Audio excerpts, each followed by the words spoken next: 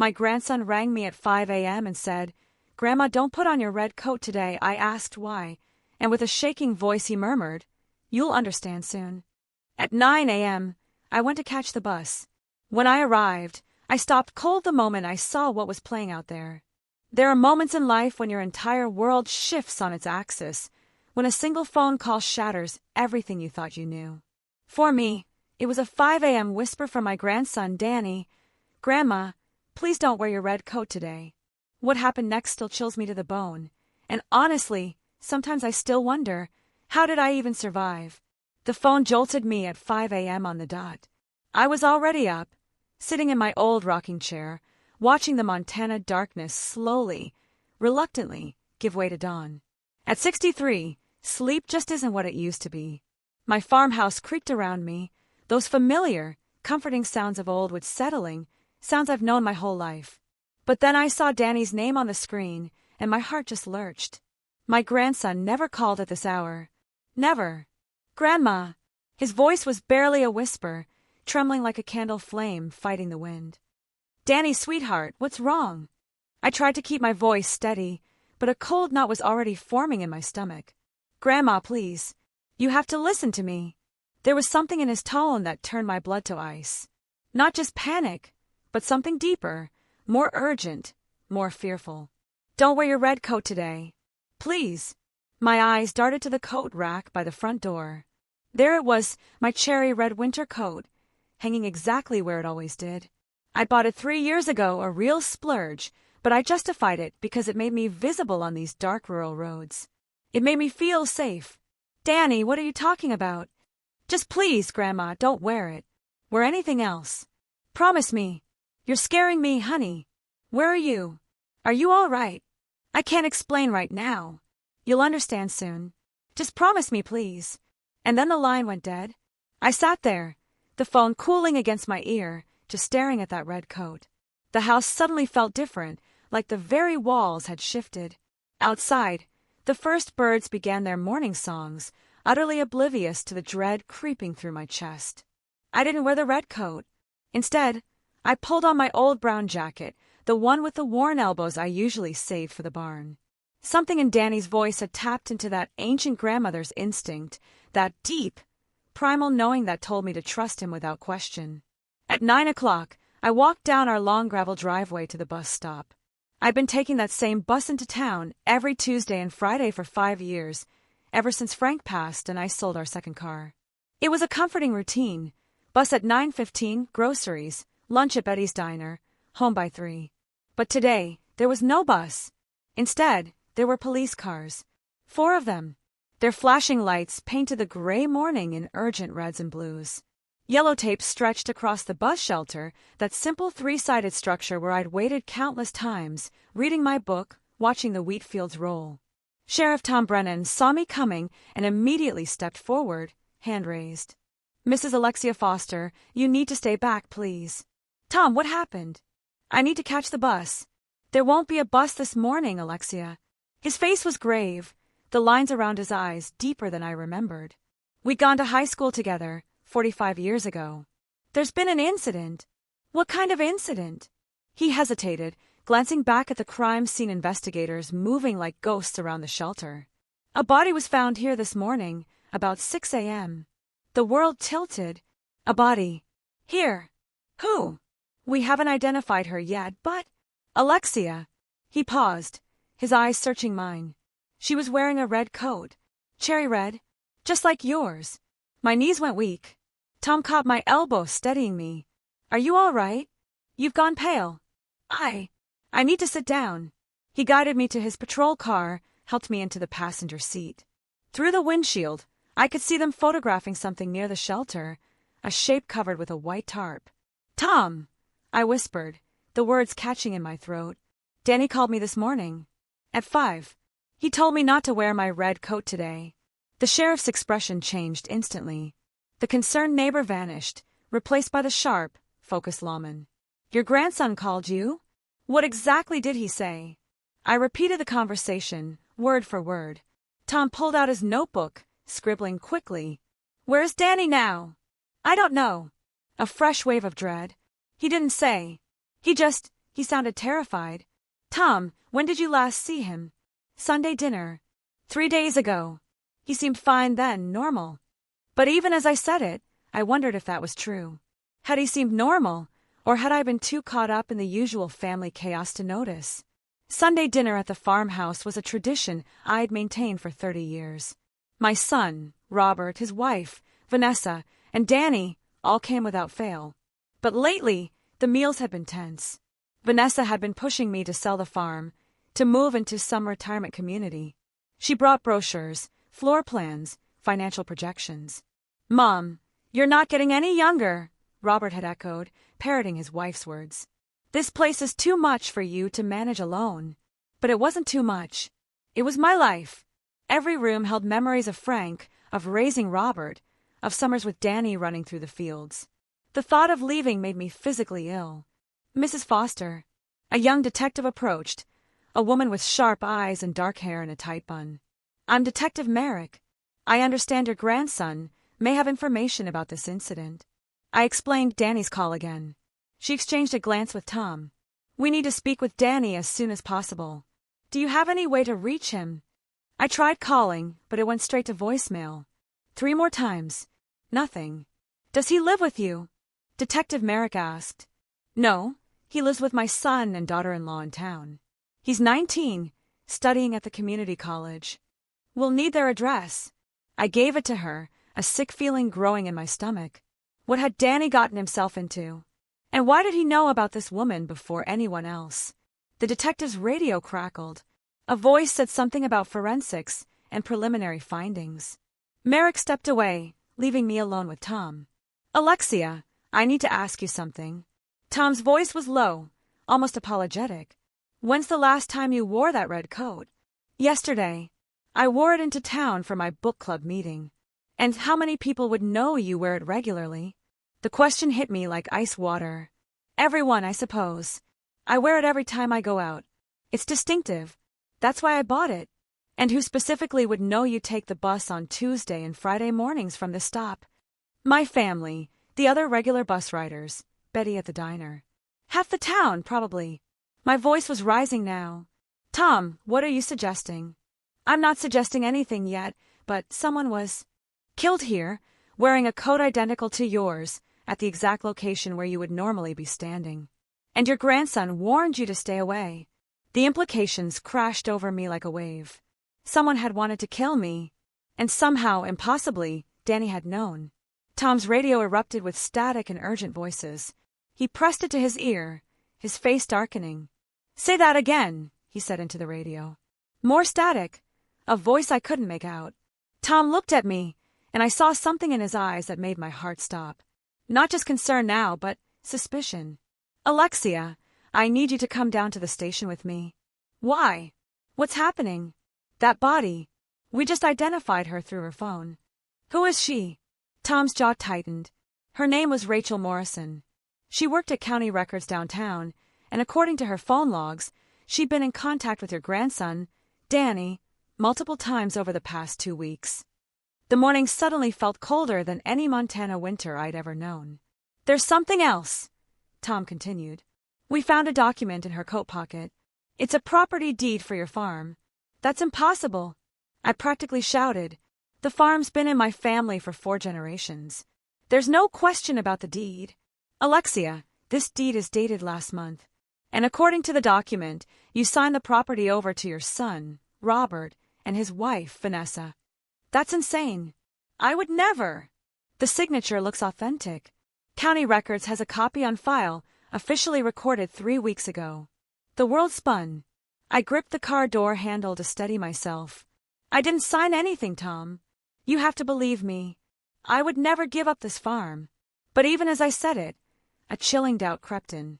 Had I signed something without realizing?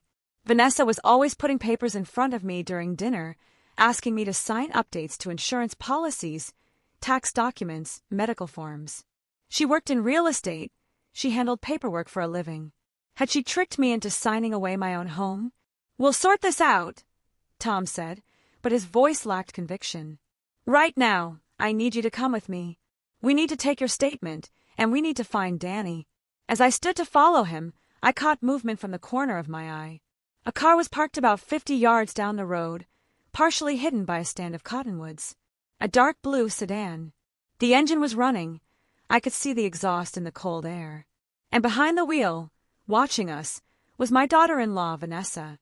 Our eyes met across the distance. She didn't wave, didn't smile, just stared at me with an expression I'd never seen before, cold, calculating, almost triumphant. Then she put the car in gear and drove away. "Tom," I said quietly, a new kind of certainty settling in my bones. "I think I know who might have answers about that deed, but I don't think you're going to like what we find." The sheriff's station smelled like burnt coffee and old paperwork. I'd been there twice before, once when Frank reported our tractor stolen 30 years ago, and once to renew my carry permit for the shotgun I kept in the barn for coyotes. Never as a witness, never connected to a murder. Tom settled me in an interview room with pale green walls and a mirror I knew was one-way glass. Detective Merrick sat across from me, a recording device between us. "Mrs. Foster, I need you to walk me through everything again. Every detail about Danny's call." I repeated it all, but this time I forced myself to remember more. The background noise on Danny's call. There had been something. Traffic, maybe? Or was it wind? No, it was water. Running water, like a creek or river. "He wasn't calling from home," I said. There was water in the background. "He was outside somewhere." Merrick made a note. "Your grandson is 19. Does he have a history of getting into trouble?" "Never. Danny's a good boy. He's studying engineering at the community college. He works part-time at the hardware store. He's never even had a speeding ticket." "What's his relationship like with his parents?" I hesitated. This was family business, private matters. But a woman was dead, and Danny was missing. His father, my son Robert, works long hours at the insurance agency. He's not around much. And Vanessa, I chose my words carefully. Vanessa is very focused on appearances, on status. Danny and she have clashed lately. About what? About me. About the farm. Vanessa wants me to sell it, move into assisted living. Danny thinks I should keep it. They've argued about it at Sunday dinners. Merrick leaned forward. "Mrs. Foster, I need to ask you directly. Do you believe your daughter-in-law could be involved in forging that property deed?" Before I could answer, the door opened. Tom stepped in, his expression grim. "Alexia, your son is here. He's demanding to see you." "Robert, let him in." He brought a lawyer, Alexia. "They're saying you shouldn't answer any more questions without legal representation of your own." My stomach dropped. Why would I need a lawyer? I'm the victim here. Tom and Merrick exchanged glances. Merrick spoke carefully. "Mrs. Foster, there are some complications. The forged deed, if it is forged, shows your signature. Rachel Morrison, the victim, worked in county records and had access to official documents. And your grandson, who warned you about the murder, has fled. What are you saying?" "I'm saying that some people might interpret this as you being involved in a scheme that went wrong. That maybe you and Danny and Rachel Morrison were working together, and something happened." The accusation hit me like a physical blow. "That's ridiculous. Why would I forge a deed to give away my own property?" "Unless you weren't really giving it away," Merrick said quietly. "Unless this was part of a plan to frame someone else. Your daughter-in-law, perhaps." "No, absolutely not. I would never." The door opened again, and Robert burst in, a thin man in an expensive suit trailing behind him. "Mom, don't say another word." My son looked disheveled, his normally neat hair uncombed, his tie loose. "This is Peter Mitchell. He's a criminal defense attorney. We're leaving now." "Robert, I don't need a defense attorney. I haven't done anything wrong." "Mother, a woman is dead. The police think Danny might be involved. And Vanessa just told me about some property deed nonsense. We need to protect ourselves." "Protect ourselves from what?" Peter Mitchell stepped forward smoothly. "Mrs. Foster, I strongly advise you not to answer any more questions without counsel present. Sheriff, detective, we're done here unless you're charging my client with something." Tom looked uncomfortable. "Alexia is free to go, but we will need to speak with her again." As Mitchell ushered me out, I caught Merrick's eye. She was watching me with an expression I couldn't quite read. Suspicion? Curiosity? Or something else entirely? In the parking lot, Robert grabbed my arm. "Mom, what have you gotten yourself into?" Me? Robert, I haven't gotten into anything. Someone tried to kill me this morning. That woman died because she was wearing a coat like mine. That's insane. Who would want to kill you? I looked at him directly. Did you know about that property deed? The one that supposedly transfers the farm to you and Vanessa. His face went pale. What? No. What deed? The one filed at county records 3 weeks ago with my signature on it, giving you and your wife my farm. That's impossible. I never. He stopped, his expression changing. Vanessa. Oh, Vanessa. What about her? She's been after me for months to convince you to sell. She says the farm is sitting on prime development land, that we could make millions if we subdivided it. I told her no. Told her you'd never agree. But she kept pushing. He ran a hand through his hair. You don't think she would actually forge something? Your wife was watching the crime scene this morning, Robert. She was parked down the road, just watching, and when she saw me, she drove away. Peter Mitchell interrupted. Mrs. Foster, Mr. Foster, I really think you should continue this conversation somewhere more private, and you should both refrain from making any accusations until we have all the facts. Robert drove me home in silence. The farmhouse looked different somehow, as if seeing it through new eyes. Someone wanted to take this from me. Had killed for it, or tried to. As we pulled up the driveway, I saw another car parked near the barn. Vanessa's white Lexus. What's she doing here? Robert's voice was tight. We found her in my kitchen, going through my filing cabinet. What the hell are you doing? Robert demanded. Vanessa spun around, startled. Her perfectly styled blonde hair didn't move. Her makeup flawless, despite the early hour. She'd always been beautiful in that calculated way, like a magazine advertisement for suburban success. Robert, I was looking for documents to help your mother. Legal papers, insurance forms, anything that might prove she didn't sign that deed. By breaking into her house and going through her private files, I have a key. Your mother gave it to me years ago for emergencies. I stepped forward, keeping my voice level. Vanessa, did you forge my signature on a property deed? Her face transformed. The mask of concern cracked, revealing something cold underneath. Of course not. How dare you accuse me? After everything I've done for this family, all the times I've tried to help you make sensible decisions. Help me, or help yourself. Alexia, you're being paranoid. This farm is a burden you can't manage. I've been trying to protect you from yourself. By stealing my property, I haven't stolen anything. Her voice rose, sharp and brittle. But maybe if someone did forge that deed, they were doing you a favor. This place is falling apart. You're falling apart. How long before you fall down those stairs and die alone, and no one finds you for days? Robert grabbed her arm. Vanessa, stop it. She jerked away from him. No, I won't stop. Someone needs to tell her the truth. She's clinging to this farm like it's a life raft, but it's actually an anchor dragging her down. Dragging all of us down. Get out, I said quietly. What? Get out of my house. Now. Vanessa's eyes narrowed. Fine. But you should know, Alexia, the deed is legal and binding. I saw the documents myself this morning at county records. Your signature is notarized, witnessed. Whether you remember signing it or not, you did. And in Montana, a properly executed deed transfer is valid even if the grantor claims they didn't understand what they were signing. How do you know that? Robert asked slowly. She smiled, sharp as a knife. Because I looked it up. Obviously. I work in real estate, remember? I know property law. After she left, Robert sank into a chair at the kitchen table, his head in his hands. I'm sorry, Mom. I didn't know. I swear I didn't know. I believed him. Robert had always been weak, easily led, but not malicious. His father used to joke that Robert was born without a backbone, that he bent whichever way the wind blew hardest. We need to find Danny, I said. The police are looking for him. That's what I'm afraid of. Robert. Danny called to warn me. He saved my life. But now he's running, which means he's afraid of something or someone. My phone buzzed.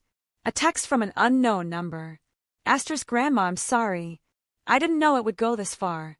Meet me at the old mill at midnight. Come alone. They're watching you. Asterisk, I showed Robert. His face went even paler. You can't go. It could be a trap. It's Danny. You don't know that. It could be anyone. But I did know. Because the text ended with something only Danny and I would understand. Remember the strawberry summer, the summer Danny was 7. We'd planted strawberries together, an entire patch behind the barn. We'd eaten so many that first harvest that we both got sick.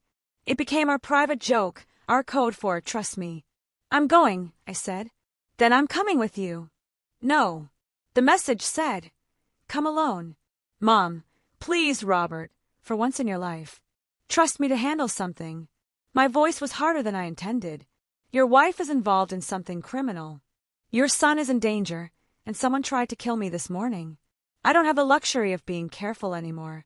He left reluctantly, making me promise to call him the moment I got back. After his taillights disappeared down the driveway, I sat in the growing darkness, thinking. The old mill was 15 miles away. An abandoned grain mill on the Clearwater River that had shut down 20 years ago. Teenagers went there sometimes to party. Danny had gone there in high school. I'd found beer cans in his car once. But why there? And why midnight? I tried calling Danny's number again. Straight to voicemail. At 11:30, I grabbed my flashlight and headed for my truck. The brown jacket instead of the red coat. The night was moonless, thick with clouds, threatening snow. As I backed out of the driveway, headlights flicked on behind me. Someone had been waiting in the darkness, parked along the county road. They followed me, keeping a steady distance, all the way to the highway. The headlights stayed with me for 12 miles, never closing the distance, never falling back. Professional surveillance, I realized. Not some amateur. Whoever was behind me knew what they were doing. I considered calling Robert. Considered calling Tom. But Danny's message had been explicit, come alone, and that strawberry summer reference meant he was in real danger. The kind where police involvement might make things worse. 3 miles from the old mill, I made a decision. There was a turnoff ahead, a narrow logging road that cut through state forest land. Frank and I used to take it when we went hunting. It looped back to the main highway about 5 miles south. I killed my headlights and swung onto the logging road, accelerating into the darkness. My truck bounced over ruts and holes, branches scraping the sides. Behind me, I saw the other vehicle's headlights sweep past the turnoff. Then brake lights flared red as they realized I'd vanished. I didn't slow down. The forest pressed close on both sides, and without headlights, I was navigating by memory and moonlight. That barely penetrated the clouds. My heart hammered against my ribs. The logging road dumped me back onto the highway south of my tail. I waited, engine idling, watching for approaching lights. Nothing. I'd lost them. I took a longer route to the mill, circling through back roads, checking constantly for followers. By the time I pulled into the crumbling parking lot, it was 12:15. The old Clearwater mill rose against the sky like a tombstone. For stories of rotting wood and broken windows. The river rushed past it, swollen with snow melt, the sound filling the darkness. My flashlight beam cut through the night as I approached the main entrance. Danny! I called softly. No answer, just the river and wind whistling through empty spaces. I stepped inside. The floor was covered with debris, broken glass, old equipment, graffiti on every wall. My flashlight found stairs leading up, and I climbed carefully, testing each step. On the second floor, I found him. Danny sat on an overturned crate, his face gaunt in the flashlight beam, eyes red from crying or lack of sleep. He looked like he'd aged 5 years in 3 days. Grandma! His voice broke. I'm so sorry. I'm so sorry. I rushed to him, pulled him into my arms. He was shaking. It's okay, sweetheart. Whatever happened, we'll fix it. No, we can't. Grandma, I've done something terrible. I helped her. I didn't know. I swear I didn't know it would. He choked on a sob. Help. Vanessa. He pulled back, wiping his eyes. Not Vanessa. Rachel Morrison. The dead woman. Tell me everything, I said. The story came out in fragments, words tumbling over each other. 3 months ago, Danny had met Rachel at a coffee shop near campus. She was pretty, funny, smart, 28 years old, and working at county records. They'd started dating. She seemed perfect. Grandma, she said she understood me, understood how I felt about you and the farm. She said her grandmother had lost her property too, that developers had tricked her. Danny, what did you do? She asked me about the farm, about the deed, the legal history. She said she wanted to help protect it, make sure no one could ever take it from you. She worked with property records. She knew how to check everything. My blood ran cold. You gave her access to the farm documents. I thought I was helping. She said she could flag the deed, put protections on it, but then, his voice dropped to a whisper. Last week, I saw her meeting with Vanessa at a restaurant downtown. I followed them. Grandma, I watched them talk for 2 hours, and when I confronted Rachel about it, she laughed. What do you mean she laughed? She said I was just a useful idiot. That Vanessa had hired her months before we even met. That everything, the dating, the relationship, all of it was planned. She was supposed to get close to me, get information about you and the farm, and help Vanessa forge the deed transfer. The manipulation was breathtaking, calculated, cruel. But why did someone kill her? I asked. Because she got greedy. Danny stood, pacing the small space. Rachel told me that night that she demanded more money from Vanessa. A lot more. She said she had copies of everything.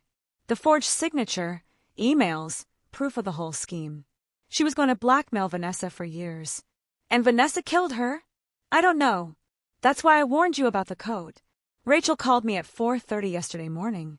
She was terrified, crying, saying someone was following her. She said she'd taken your red coat from your mudroom during Sunday dinner. That's why she was wearing it. She was going to meet you at the bus stop, was going to confess everything and give you the proof. But she was scared. Grandma, she said if anything happened to her, I should warn you. And then the line went dead. I sat heavily on a crate, processing. So Rachel was murdered before she could meet me and expose Vanessa. But I didn't think it was Vanessa who killed her. Danny pulled something from his jacket pocket. A thumb drive. Rachel gave me this 2 days ago, before everything went bad. She said it was insurance. Copies of all the documents, all the emails between her and Vanessa, recordings of phone calls. Have you looked at it? Some of it. Grandma, it's bad. Vanessa forged your signature on multiple documents, not just the deed. There are loan applications, power of attorney forms, even a will. A will. My voice was barely a gasp. Leaving everything to Robert and her, dated 6 months ago. And there's more. His hands shook as he held out the drive. There are emails about hiring someone to make sure you had an accident after the deed transfer was complete. The abandoned mill suddenly felt very cold. Vanessa was going to have me killed. The emails don't use her name. They're coded. Careful. But Rachel knew who it was. She kept records of everything. Danny's eyes were desperate. But here's what I don't understand. The last folder on this drive, it's encrypted. I can't open it. And there's a video file that won't play. It's corrupted or something. Rachel said it was the most important evidence, but I can't access it. I took the thumb drive, turning it over in my hands. We need to give this to the police. No, Grandma. You don't understand. There are cops involved. What? In the emails, Rachel mentions paying off someone in the sheriff's department. Someone who helped file the fake deed, who made sure it looked legitimate. We don't know who. It could be anyone. Tom's face flashed through my mind. My old high school friend. But no, not Tom. He couldn't be. There's something else, Danny said. This morning, after Rachel was killed, I went to her apartment. The door was open. The place was trashed. Someone had searched it, torn it apart. And I found this. He handed me a folded piece of paper. It was a photocopy of a bank statement. Vanessa's bank statement. 2 weeks ago, she'd withdrawn $50,000 in cash. Blood money, I whispered. Payment for Rachel, or payment for whoever killed her. Maybe both. Danny grabbed my shoulders. Grandma, we have to run. Both of us. Take this evidence and disappear until we can figure out who to trust. I'm not running from my own home. Then you're going to die. Don't you understand? Vanessa has already killed once. She won't stop until you're dead. And that farm is hers. Footsteps echoed from below. Heavy boots on the wooden floor. We froze. Danny killed his flashlight. And I did the same. In the sudden darkness, I heard multiple sets of feet. At least 3 people. Mrs. Foster, a voice called out. Not Tom's voice. Someone younger. We know you're in here. We just want to talk. Danny pulled me toward the back of the floor, toward a door I hadn't noticed. We slipped through into what looked like an old office. Windows overlooking the river 30 feet below. "There's a fire escape," Danny whispered. "On the other side." But before we could move, the office door opened. A man stood silhouetted against the dim light from the main room. He wore a deputy's uniform. "Mrs. Foster, please. We really do just want to talk. I'm Deputy Marcus Hall. Sheriff Brennan sent me to find you." "Stay back," I said, my voice steadier than I felt. "Ma'am, your son reported you missing. We've been searching for hours. You're not in trouble. We just need to make sure you're safe." "If that's true," I countered, "why did you bring backup? Why are you sneaking around an abandoned building at night?" Hall's expression shifted in the darkness. I couldn't read it clearly, but something changed in his posture. Because a woman's voice said from behind him, "We needed to make sure you came alone." Vanessa stepped into view. She looked different. Her hair was pulled back severely, her makeup minimal. She wore dark clothing, practical boots. This wasn't the polished real estate agent who sat at my Sunday dinner table. This was someone else entirely. "Hello, Alexia," she said pleasantly. "I believe my stepson has something that belongs to me." Deputy Hall moved aside, and I saw he had his hand on his weapon. Not drawn, but ready. Danny stepped in front of me. "Get away from her." "Danny, Danny, Danny." Vanessa shook her head sadly. "You really should have stayed out of this. Rachel said you were sweet but stupid. I'm beginning to think she was right." "You killed her," I stated. "Of course not. I would never do something so messy myself." Her smile was terrible. "That's what hired help is for." Unfortunately, Rachel's death was necessary. She got ambitious. Thought she could play in the big leagues. She couldn't. "And you're going to kill us, too?" "Kill you, Alexia? Why would I do that?" "You're going to sign over your farm to us tonight, willingly, with Deputy Hall here as a witness. Then you're going to have a tragic accident on your way home. Elderly woman driving alone on dark country roads. These things happen. People know we're here, do they? Your son thinks you went to bed hours ago. The sheriff thinks you're home safe. No one knows about this meeting except the people in this room." She held out her hand. "Now give me the thumb drive and let's make this easy." Danny's hand closed around mine. I felt the small weight of the drive pressed into my palm. And I realized something important that Vanessa had missed. "There's just one problem with your plan," I said calmly. "Oh, what's that?" "You think I'm a helpless old woman? You think I've been passively letting this happen to me? But Vanessa, I've been a farmer's wife for 40 years. I've survived drought, flood, economic collapse, and the death of my husband. I've negotiated with banks, fought off developers, and run a business that men twice your age said I couldn't handle." I pulled out my phone, held it up so she could see the screen. It was recording. Had been recording since the moment Danny started talking. And I'm smart enough to document everything. Vanessa's face went white. Deputy Hall reached for his gun. And that's when the real police kicked in the door. Tom Brennan came through that door like an avenging angel. 3 state troopers behind him. The look on his face when he saw Deputy Hall reaching for his weapon was something I'll never forget. "Marcus, don't you dare." Tom's voice was steel. "Hands where I can see them." "Now." Hall froze, then slowly raised his hands. Vanessa tried to bolt for the window, but one of the troopers caught her arm. "Let go of me. This is harassment.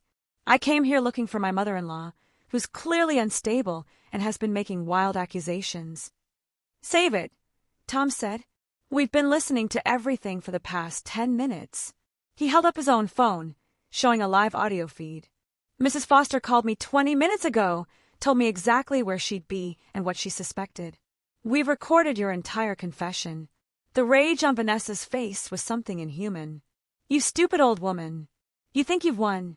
You have no idea what you've done." "Take them both in," Tom ordered. "Murder, conspiracy, fraud, attempted murder, corruption of a public official. Read them their rights." As the troopers led them away, Vanessa turned back to me one last time. "This isn't over, Alexia. I have lawyers. Good lawyers and friends in high places. You'll never prove I killed Rachel. Never." The mill fell silent after they left. Just the river's constant rush and Danny's ragged breathing beside me. "Grandma, how did you? When did you call the sheriff?" "In the parking lot, before I came in. I texted him from the truck, told him I was meeting you, but suspected a trap. Asked him to trace my phone and listen in. I squeezed his hand. I trust Tom. Went to high school with him, remember? He's one of the good ones. Tom came back inside, his face weary.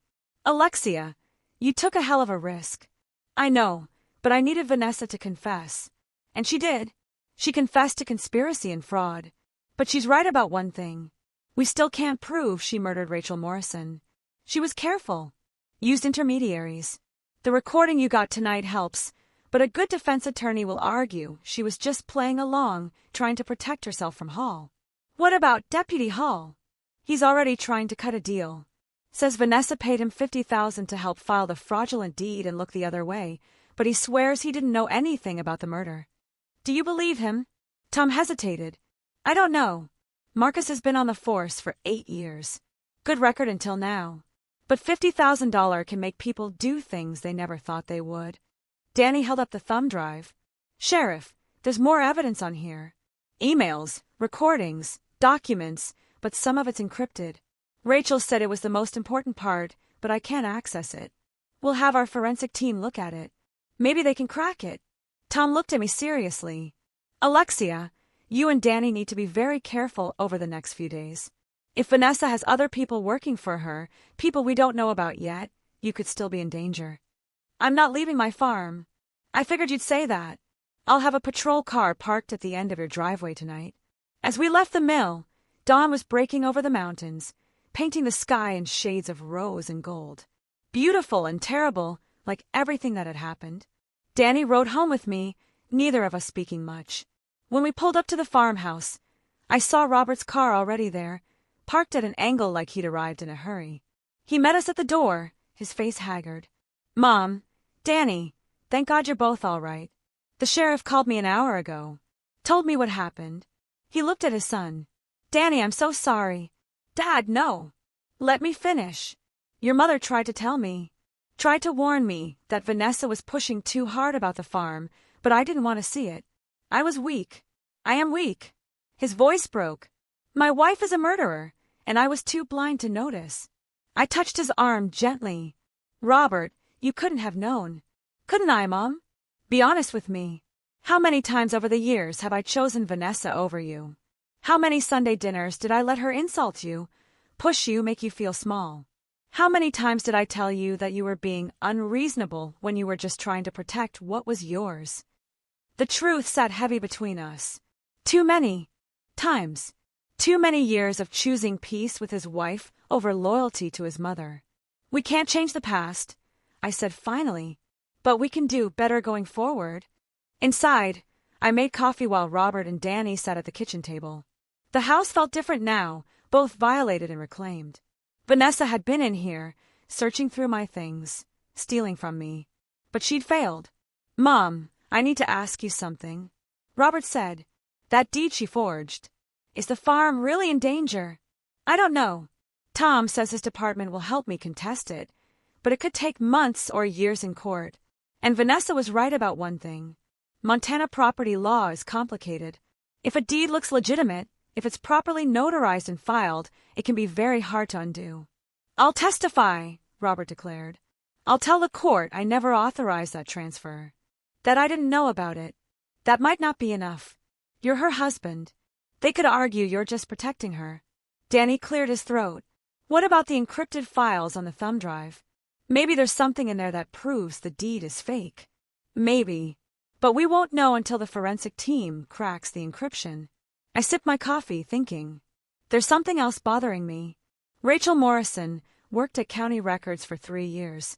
That's a long time. What if this isn't the first property she and Vanessa targeted? Robert's eyes widened. You think they've done this before? Vanessa is too smooth, too practiced. The way she set everything up, the coded emails, the intermediaries, this feels like a rehearsed plan. We should tell the sheriff, Robert said, reaching for his phone. Wait. I grabbed his wrist. If we tell Tom now, he files a report, starts an official investigation. That could take months. Meanwhile, Vanessa's lawyers have us tied up in civil court. The competency hearing moves forward, and we lose the farm. So what do? We use what we know. We force Vanessa to make a mistake. I looked at the clock. 6 hours had passed since the text message threatening us. 18 hours left on her ultimatum. Danny, can you access Summit Development's corporate records? Maybe. They should be public filings, but I'll need time. We don't have time. Can you do it or not? His fingers were already flying over the keys. I can try. While he worked, I called Tom. Alexia, are you all right? I'm fine, Tom. I need a favor. The competency hearing Vanessa's lawyers filed. When is it scheduled? Tomorrow afternoon, 2 p.m. They expedited it. Claimed you were a danger to yourself and others. 24 hours. Less time than I thought. Who's the judge?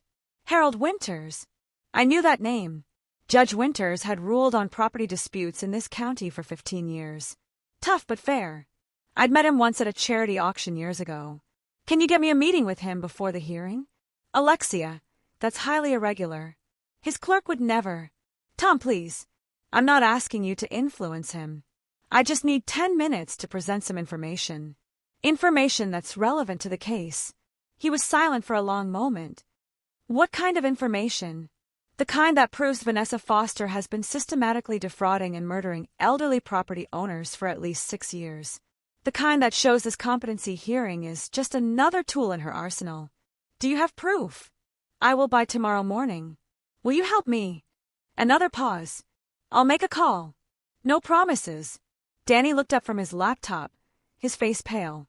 Grandma, I got into the Summit Development records. You need to see this. The screen showed a web of shell companies and holding corporations, all leading back to one name, Vanessa Marie Foster. But there was another name buried in the paperwork, listed as a silent partner. Peter Mitchell, the lawyer Robert had brought to the police station. Oh no, Robert breathed. Mitchell is working with her. He was never my lawyer. He was hers. He was there to observe. I said, understanding flooding through me. To see how much we knew, what evidence we had, and then he reported back to Vanessa. Danny clicked through more documents. There's more. Mitchell's law firm is listed as the legal representative for all of Summit Development's property acquisitions.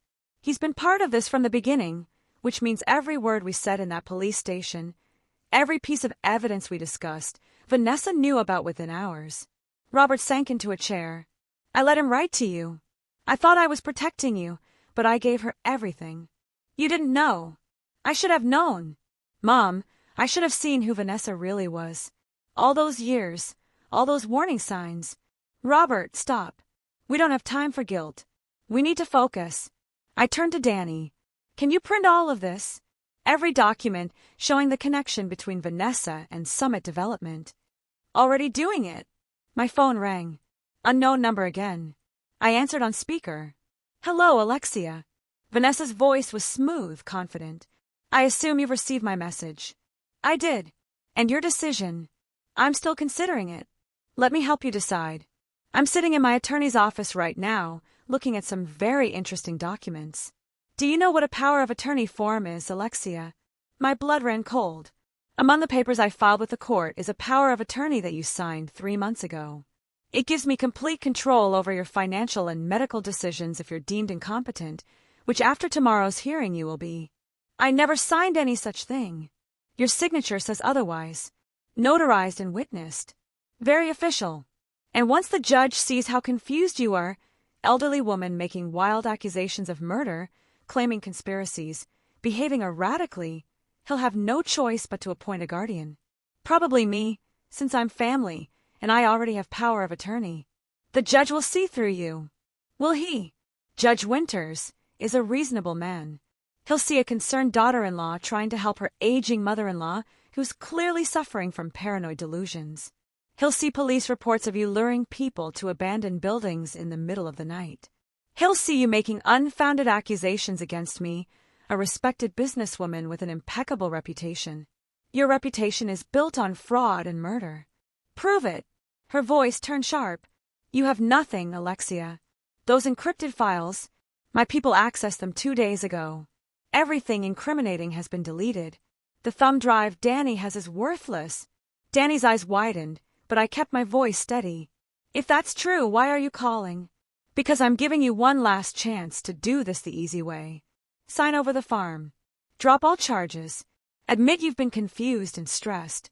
Do that, and I'll let you live out your remaining years in a nice facility. You'll be comfortable, safe, cared for.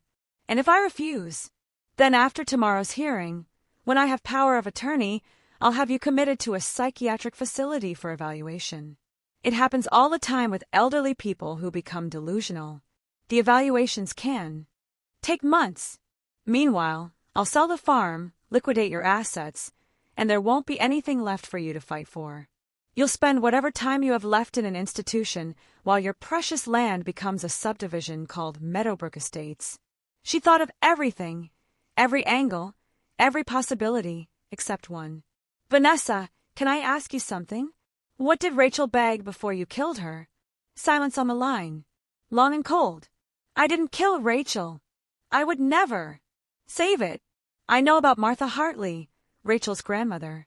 I know about the ranch in Red Lodge, about Summit Development, about all of it. Rachel learned from the best. She watched you destroy her grandmother, and she joined you. But then she wanted more, and you couldn't allow that. You can't prove any of this. Can I?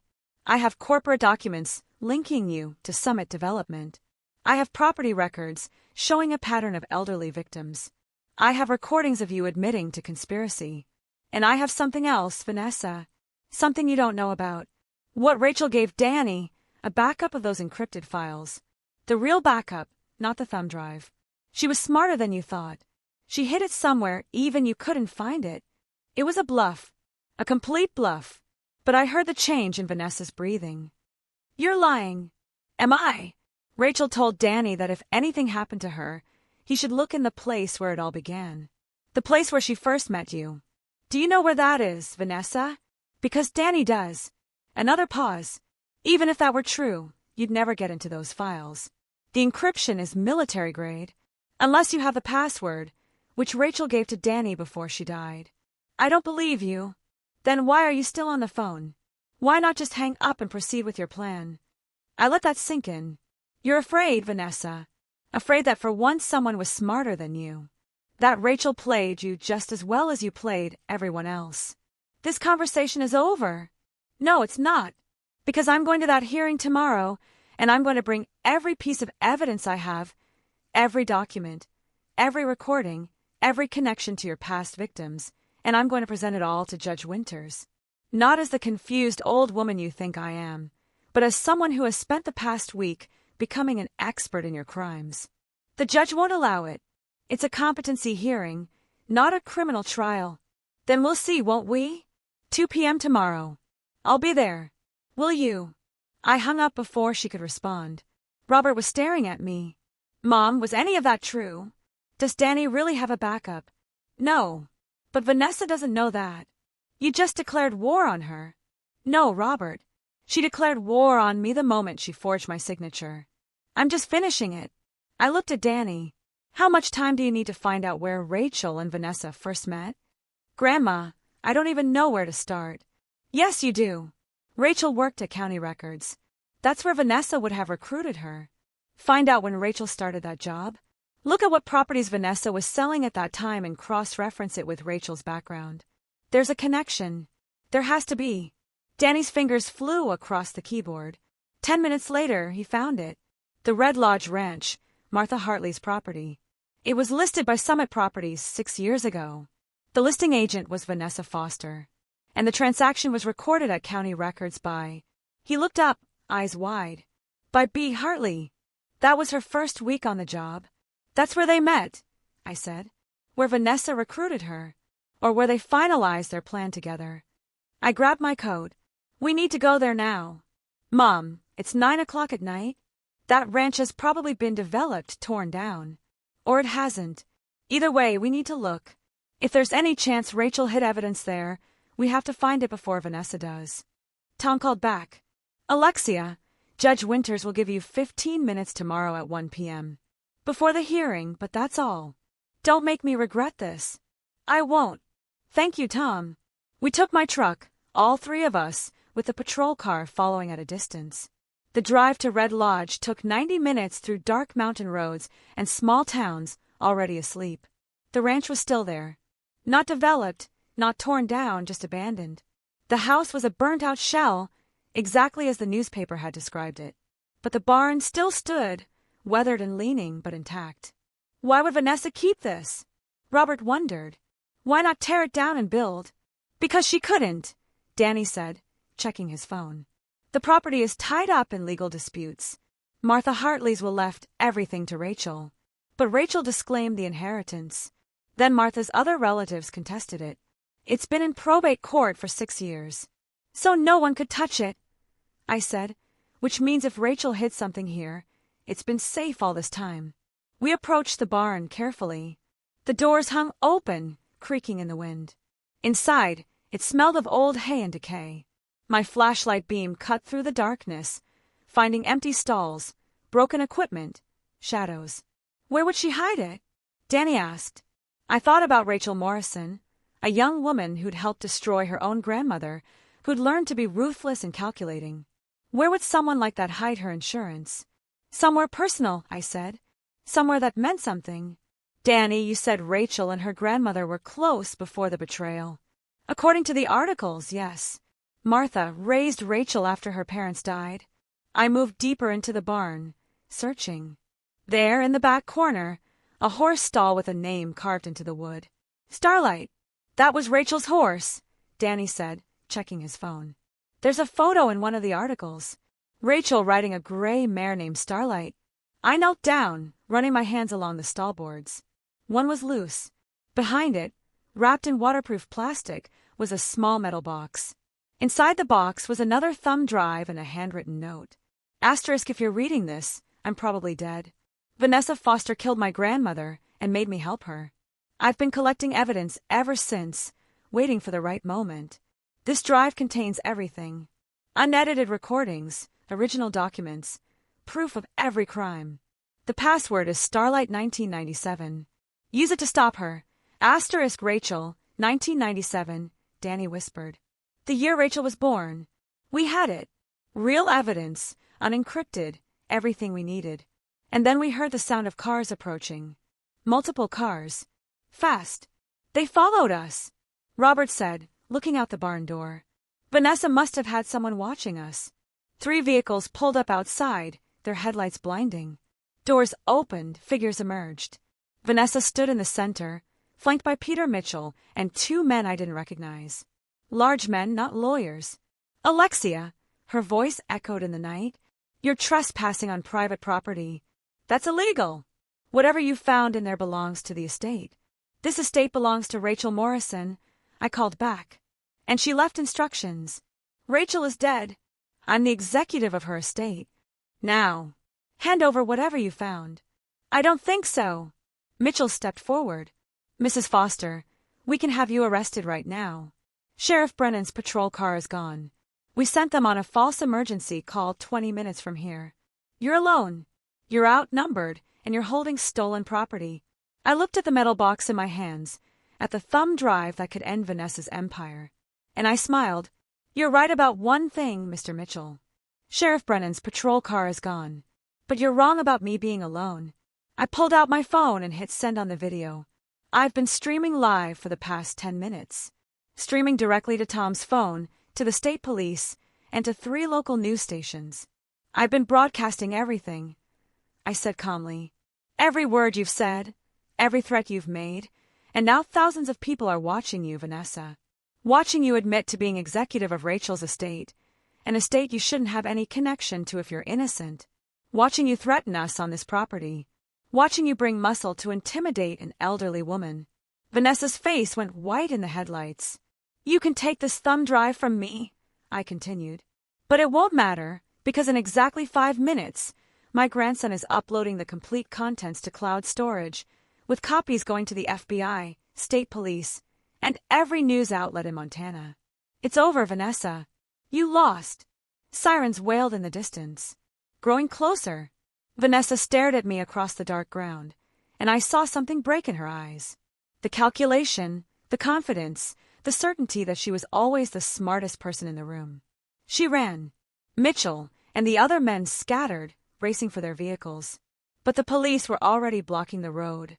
Tom's cruiser, leading a convoy of state troopers.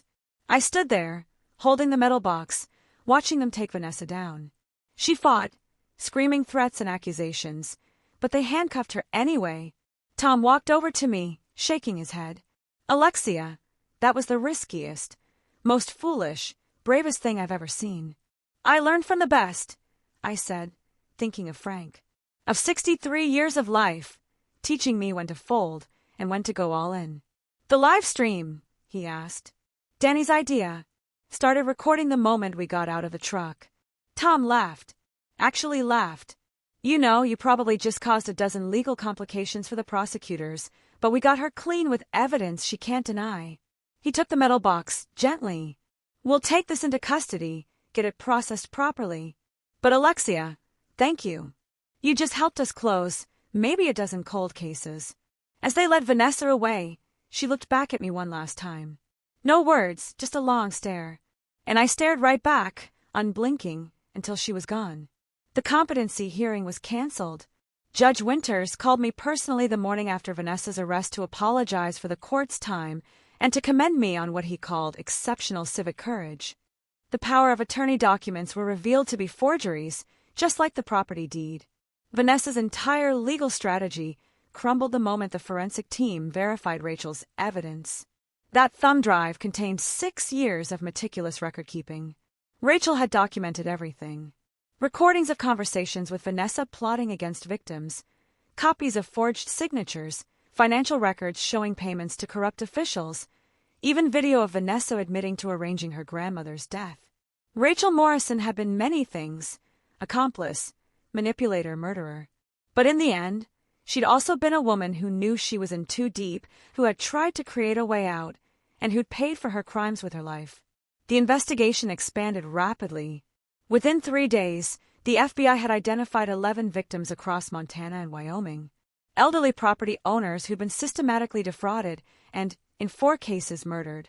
Peter Mitchell was arrested along with Deputy Hall and 2 other corrupt officials. The district attorney called it the largest elder fraud case in state history. Vanessa Foster was denied bail after her second hearing. The judge cited flight risk and the severity of the charges: 4 counts of first-degree murder, conspiracy to commit murder, fraud, forgery, and a dozen other charges.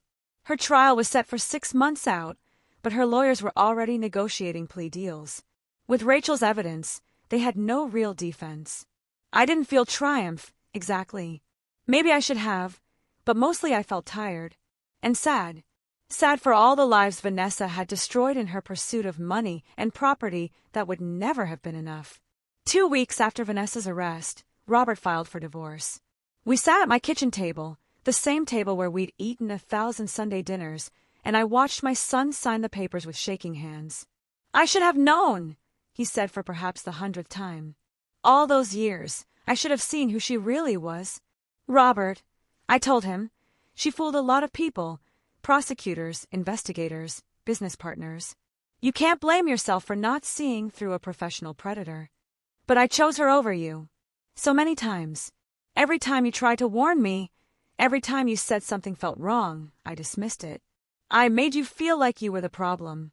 You were trying to keep your marriage together. That's not a crime.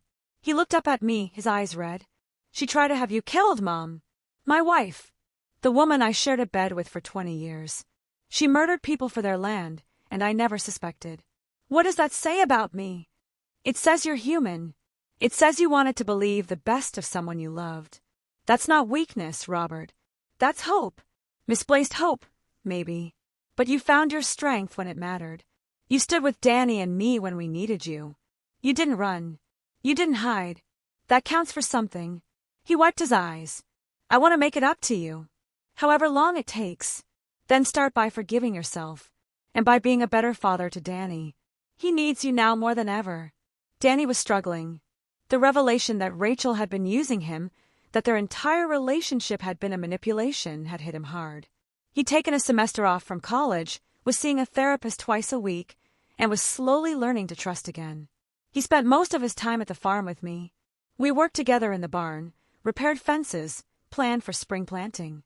He didn't talk much about Rachel, but sometimes I'd catch him staring at nothing, lost in thoughts he couldn't share.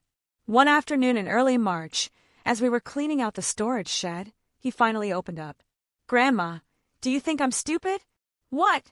"Of course not. Why would you ask that?" "Because I fell for it. All of it. Rachel told me she loved me, and I believed her. She said she wanted to help you, and I gave her everything she needed to destroy you. I was just a tool. A useful idiot." I set down the rake I'd been holding and sat beside him on an old hay bale. "Danny, you're 19 years old. You believe someone you cared about was telling you the truth. That's not stupidity. That's innocence. And there's nothing wrong with innocence. But I should have seen the signs." Rachel was trained by Vanessa, who'd been perfecting this con for years. She knew exactly how to manipulate people, how to gain trust, how to exploit emotions. Even experienced investigators fell for it. "You're not weak for being fooled by a professional manipulator." "Then why do I feel so stupid?" "Because pain makes us question everything, including ourselves." "But Danny, you also saved my life. You saw through Rachel's plan at the critical moment. You warned me about the red coat. You kept that thumb drive safe. You helped expose Vanessa's entire operation. Those aren't the actions of a stupid person." He was quiet for a long moment. "I miss her sometimes." "Is that crazy?" "I know what she did, but sometimes I miss the person I thought she was." "That's not crazy. That's grief. You're mourning the relationship you thought you had, the future you imagined. That's a real loss, even if the relationship was built on lies. How do you stop missing something that never really existed? Time, patience, and the knowledge that you deserve something real. Someone real. And someday, when you're ready, you'll find that." He leaned against my shoulder, and I held him like I had when he was small, and the world seemed too big and frightening. The legal battle over the farm took another month to resolve. The forged deed was officially nullified. All of Vanessa's fraudulent claims were thrown out. The property remained mine, clear and free, just as it had been for 4 generations. But more than that, the county prosecutor filed liens against all of Vanessa's assets to compensate her victims' families. Her house, her cars, her business, everything was seized. Summit Properties was dissolved, and its holdings were sold to pay restitution. I attended one of the restitution hearings. There were families there, people who'd lost parents and grandparents to Vanessa's schemes. An elderly man who'd lost his wife. A woman my age who'd lost her sister. We didn't speak much, but we shared something. The knowledge that we'd survived, that justice had been slow, but had finally arrived. One woman approached me afterward. She was about 50, with kind eyes and graying hair. "Mrs. Foster, I'm Catherine Wells. My mother was Martha Hartley, Rachel's aunt." I shook her hand carefully. "I'm so sorry for your loss. Both of them. Thank you. I wanted you to know. I'm glad you stopped her. My mother deserved better than what happened to her. And Rachel!" Her voice caught. "Rachel was a good kid once, before Vanessa got her hooks in.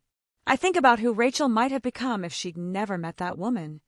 Your niece saved my life in the end. The evidence she collected, the backup she created. Without that, Vanessa might still be free. Rachel always was thorough. Even when she was doing terrible things, she was methodical about it." Catherine smiled sadly. Maybe that was her way of trying to maintain some control. Some dignity. I don't know. I'll never know. We stood there together. 2 women who'd lost people to Vanessa's greed. And I felt a connection I couldn't quite name. A survivor's bond, maybe, or just the understanding that comes from shared pain. Spring came to Montana with the usual dramatic flair. Snow one day, sunshine the next. The land slowly waking from its winter sleep. I planted the strawberry patch again, twice as big as before. Danny helped me, and we didn't talk about that summer when he was 7. We didn't need to. The work itself was the conversation. Robert came for Sunday dinners again. Just him now. No Vanessa. The meals were quieter, simpler, but more honest. We talked about small things. Weather, crops, Danny's plans to return to college in the fall. We were learning how to be a family again without the poison that had been seeping through us for years. Tom stopped by one afternoon in April with news. Vanessa took a plea deal. Life in prison without parole, in exchange for testimony against the others involved in her schemes. She'll never get out. Never. And with her testimony, they'd identified 3 more corrupt officials and 2 other accomplices they didn't know about. The whole network was coming down. I served him coffee, and we sat on the porch watching the mountains turn purple in the evening light. "You know," Tom said, "you could have been killed multiple times during this whole mess. What you did was incredibly dangerous." "I know, but you did it anyway." "I did it because I had to. Because sometimes being safe means losing everything that matters. And I decided I'd rather fight and risk dying than hide and lose my life anyway." That's the Alexia I remember from high school. Stubborn as a mule and twice as tough. I laughed. Frank used to say the same thing. He was a smart man. Tom stood, stretching. "You take care of yourself, Alexia. And if you ever need anything, I know where to find you." Thank you, Tom, for believing me, for helping when it mattered. After he left, I sat alone on the porch as darkness settled over the farm. The land stretched out before me, familiar and precious, earned again through struggle and persistence. I thought about all the women like me, elderly, dismissed, underestimated, who'd fallen victim to people like Vanessa. Women who'd built lives and raised families and earned their places in the world, only to have someone decide they were easier to steal from than to respect. But I also thought about the strength that comes from living 63 years. The wisdom accumulated through seasons of loss and seasons of plenty. The understanding that patience is a weapon, that silence can be strategy, and that age is not weakness, but rather the distillation of everything you've learned about survival. Vanessa had been wrong about so many things, but her biggest mistake was thinking that being older meant being helpless. She saw my age and assumed vulnerability. She saw my kindness and assumed weakness. She saw my quiet life and assumed I had nothing to fight for. She never understood that people who've lived longer have learned more, have survived more, have developed instincts sharpened by decades of navigating a world that doesn't always play fair. Danny came out onto the porch with 2 mugs of hot chocolate, just like I used to make him when he was small. "Penny for your thoughts," he asked. "Just thinking about getting older. About what it means." "What does it mean?" "It means you've earned the right to be underestimated, and the satisfaction of proving everyone wrong." I sipped the chocolate. "It means you've learned that the loudest person in the room isn't always the strongest. That patience outlasts aggression. That wisdom beats arrogance." "You sound like a fortune cookie," Danny teased gently. "I sound like someone who just spent 3 weeks outsmarting a woman half her age who thought she was the smartest person in Montana." He laughed, and the sound was good, healing. We sat together as stars began to appear scattered across the darkening sky, like seeds waiting to grow. The farm was quiet around us, solid and permanent, a testament to the people who'd worked this land and refused to let it go. In the barn, I'd hung my red coat on a hook. I couldn't bring myself to wear it again, not after what had happened. But I also couldn't throw it away. It was evidence of how close I'd come to losing everything. A reminder that vigilance matters, that trust must be earned, and that sometimes a warning from someone you love is the difference between life and death. Tomorrow I'd start preparing the fields for planting. Robert was coming over to help fix the irrigation system. Danny was going to repaint the barn. We had work to do. The kind of honest labor that builds rather than destroys, that creates rather than steals. And in 6 months, I'd sit in a courtroom and watch Vanessa Foster be sentenced to life in prison. I'd look her in the eye one final time and let her see that I was still standing, still here, still fighting for every day on this land that was mine by right and by resilience. But tonight, I just sat with my grandson and watched the darkness settle over Montana, feeling the deep satisfaction of having survived something that was meant to destroy me. The farm was safe, my family was healing, and I had learned something Vanessa would never understand. Real strength doesn't come from manipulation or money or calculated cruelty. It comes from knowing who you are, what you value, and what you're willing to fight for. It comes from the patience to wait for the right moment and the courage to act when that moment arrives. It comes from living long enough to learn that wisdom is the ultimate power and that age is not a weakness to be exploited, but a fortress built from decades of surviving everything life throws at you. I was 63 years old. I had buried a husband, raised a son, survived a murder attempt, and defeated a serial killer who'd made the fatal mistake of thinking I was too old to fight back. And I was just getting started. The strawberry patch would bloom again this summer. Danny would be there to help me harvest it, and we'd eat strawberries until we got sick, just like we did when he was 7, because that's what survivors do. They remember the good times. They rebuild what was broken. They plant seeds for future harvests. And they never, ever give up their ground without a fight. So tell me, if you were in my shoes, faced with everything I went through, what would you have done? I'm genuinely curious to hear your thoughts.